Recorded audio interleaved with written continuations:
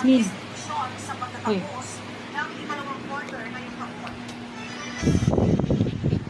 Pam. Pam.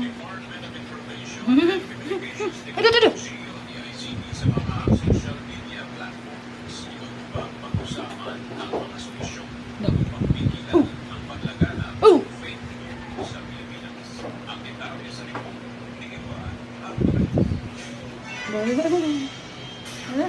Patuloy na kinapaharap ng bansa pagdating sa fake news and disinformation na siya rin namang tinutugunan ng pamahalaan Bigla ako. kay Department of Information and Communications Kumain ka na? Technology o Punta ka siya, DICT dali. Secretary Henry Punta ka Aguda siya. plano ng kagawaran na makipag-usap sa mga Patungo dun sa international social kwarto, media patungo sa kwarto, platform owner gaya ng Meta at Google upang labanan ang fake news. Ito'y sa pamamagitan ng geolocking at geoblocking mechanisms.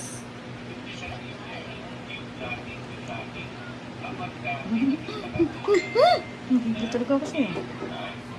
Luluglug ko, luglug ko, luluglug ko.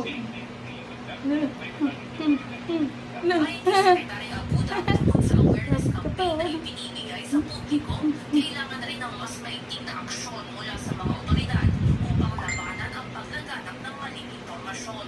Dagdag pa nito, ginagawa na ito sa ibang mga bansa, kaya naman isusulong nila na ganito rin sana ang maging kalakaran sa Pilipinas. One client.